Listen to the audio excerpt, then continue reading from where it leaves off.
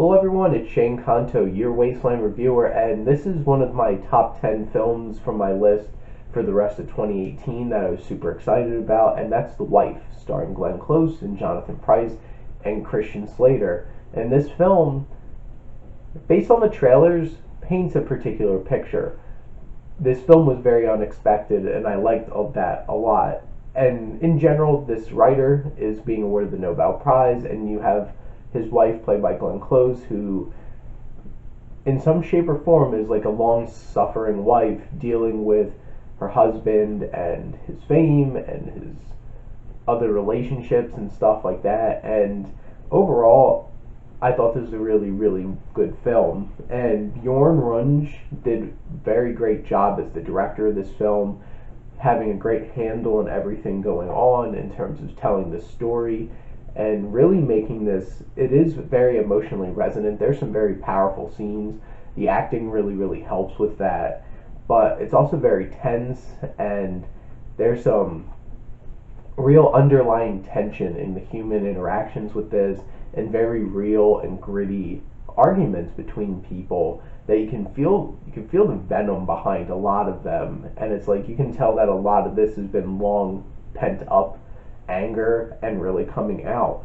And what this story really turns out to be and how it all plays out is very intriguing. I don't want to give away anything about the story, but it is something that's very engaging and will keep you thinking.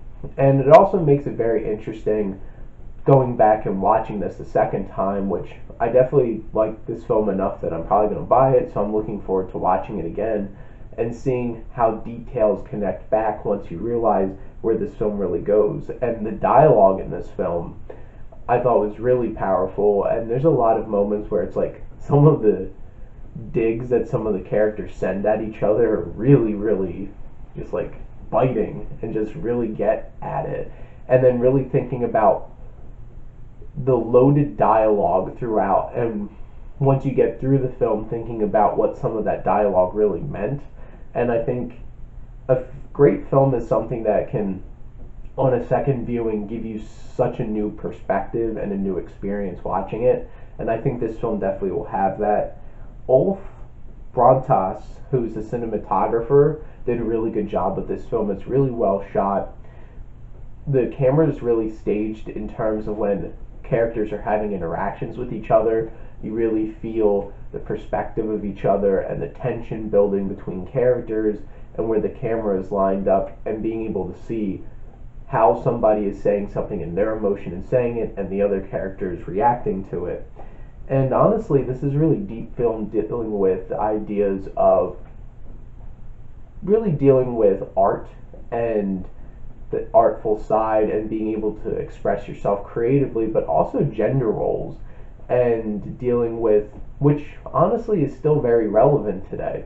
There are still a lot of issues with that when it comes to professional spaces in terms of sexism.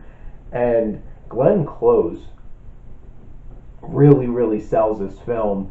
She's very powerful. She does a fantastic job in this film. Definitely one of the best leading female performances of this year. And if she doesn't get nominated for Best Actress, I'll be shocked. And I think Jonathan Pryce really, really carries his own as well in this film. And I think he deserves a lot of praise as well for his performance. I guess most likely he would be in a supporting role, since the film really isn't about his arc. It really is about Glenn Close's character. And then Christian Slater shows up and does a good job in his role. His character doesn't have a whole lot of depth. He's kind of just there as like a plot device to stir the pot, but he brings enough charisma and personality to it to make him a memorable character. Now, my biggest takeaway from this film that brought this down for me is the flashback sequences.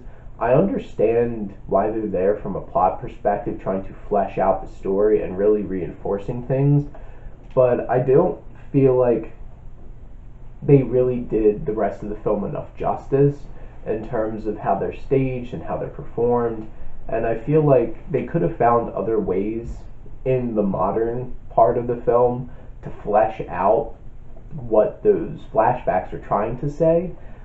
But some of the scenes were really important. I did think they had a lot of potential, but they really kind of just didn't work as well.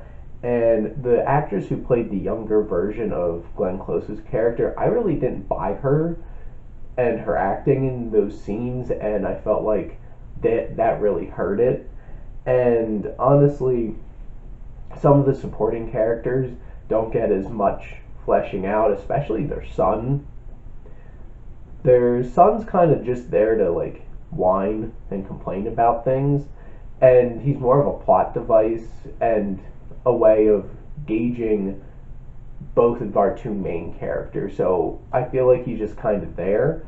But overall, this it's an interesting comparison, but I compare this a little bit to Nocturnal Animals, where I love the sequence where you're actually seeing the script, the screenplay, Nocturnal Animals playing out. I would have watched the whole film just on that, and I didn't feel like some of the actual scenes with like Amy Adams lived up to the tension in that. Where I feel like in this film, those flashback sequences don't live up to the same level it's going on in the modern sense of the modern parts of this film. So I think it brings it down a little bit. But honestly, I think this is a really great film. I would definitely go check this out. The performances are amazing.